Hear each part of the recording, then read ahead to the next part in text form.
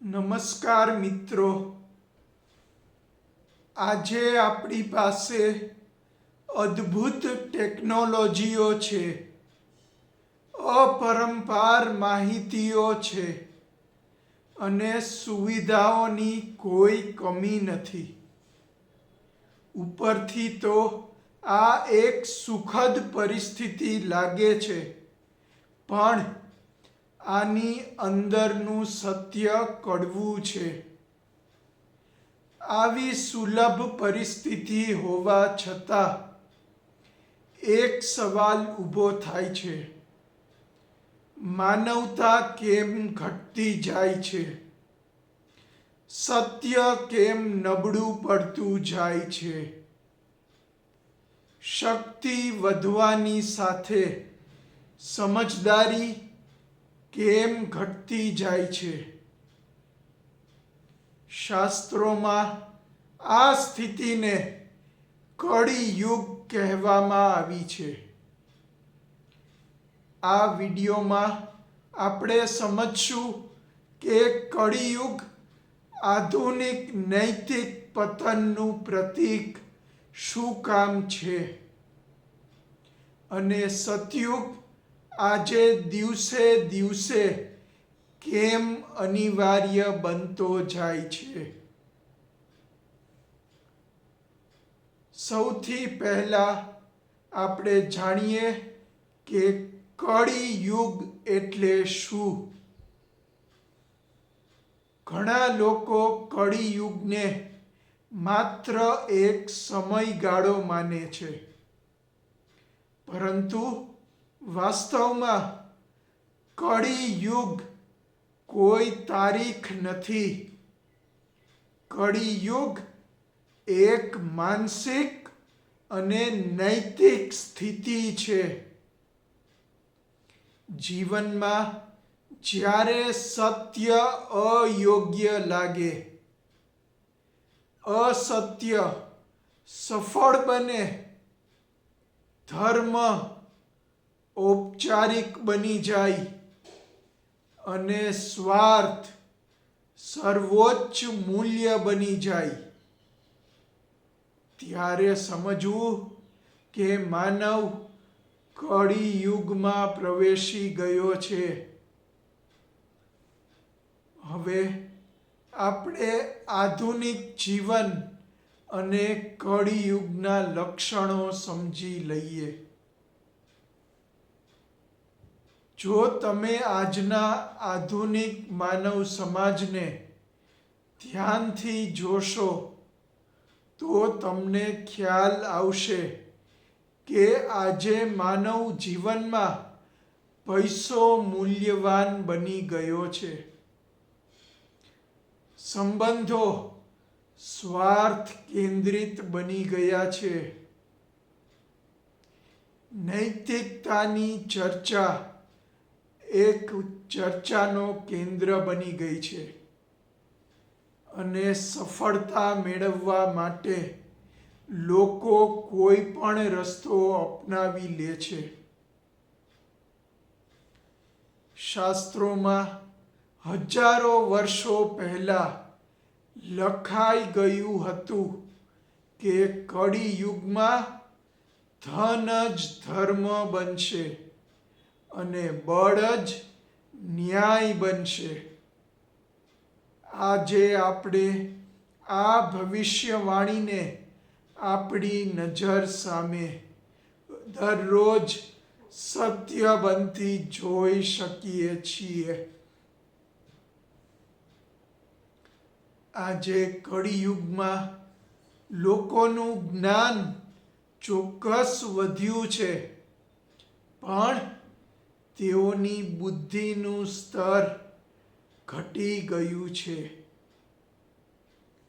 આજનો આધુનિક માનવ વધુ જાણે છે, વધુ બોલે છે અને તેનાથી પણ વધુ બતાવે છે, પણ ઓછું વિચારે છે, ઓછું અનુભવે છે અને તેનાથી પણ ઓછું આત્મપરીક્ષણ કરે છે.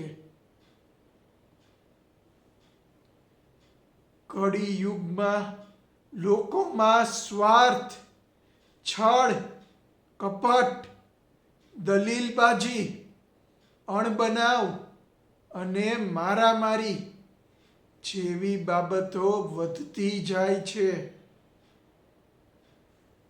આવું દુઃખદ વર્તમાન હોવા છતાં બધાને એમ લાગે છે કે હું જ સાચો છું. ખરેખર તો આવા જીવન વ્યવહારને કારણે લોકો માનવ મટીને સ્વજાત માટે દાનવ બનતા જાય છે.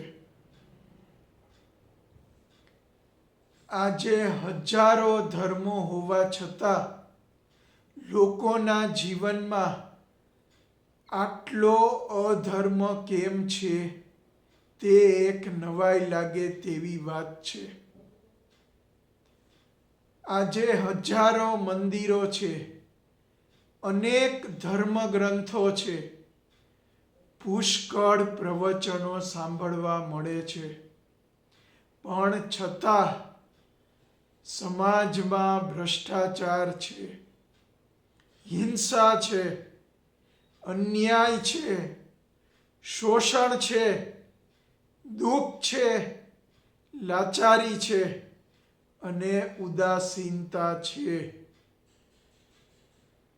કારણ કે ધર્મને લોકોએ પોતાના જીવનનો માર્ગદર્શક બનાવ્યો નથી, પણ એ ફક્ત એક ઓળખનું સાધન બનીને રહી ગયો છે.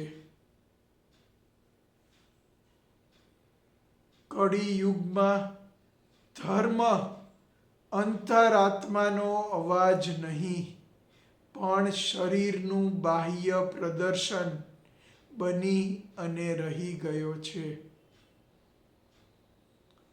ધર્મ કે જે માનવ જીવનનું સર્વોચ્ચ સત્ય છે, તે પણ આજે માનવતાને સાચી જીવનની રીત શીખડાવવામાં નિષ્ફળ જઈ રહ્યો છે. તો પછી જીવનનું બીજું એકેય માધ્યમ આજના માણસને ક્યાંથી સન્માર્ગે લઈ જઈ શકે? હવે આ પરિસ્થિતિમાં પ્રશ્ન એ આવે છે કે તો પછી આજના માણસને સન્માર્ગે કઈ રીતે લાવી શકાય? આ એક એવો વિકટ પ્રશ્ન છે કે જેનો જવાબ શોધવો ઘણો અઘરો છે.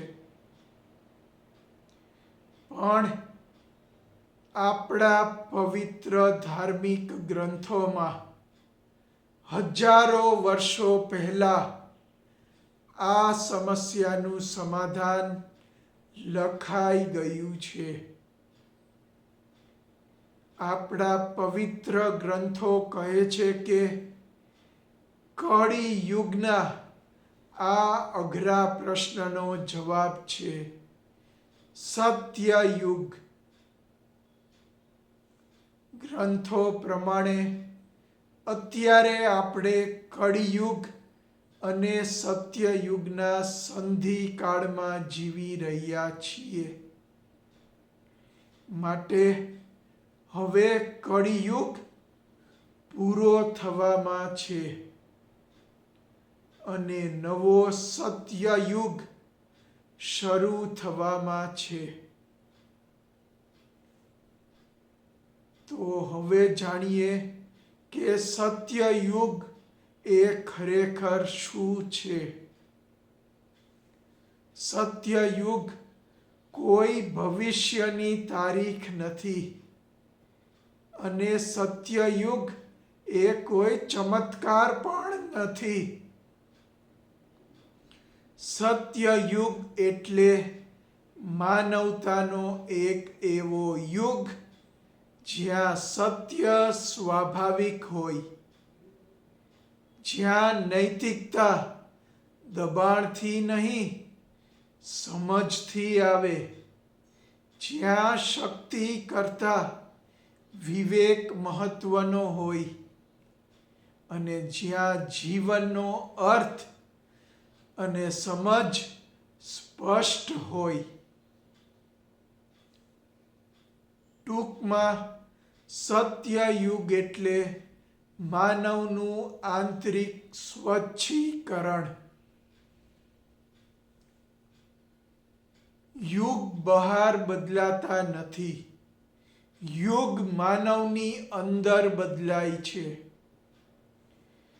જ્યારે માનવ પોતાના જીવનના હેતુને સમજે છે, સત્યને સુવિધા કરતાં ઉપર મૂકે છે, સ્વાર્થથી ઉપર ઉઠે છે, પોતાની અને દુનિયા પ્રત્યેની જવાબદારી સ્વીકારે છે, ત્યારે કળિયુગ આપમેળે સતયુગમાં પરિવર્તિત થવા લાગે છે.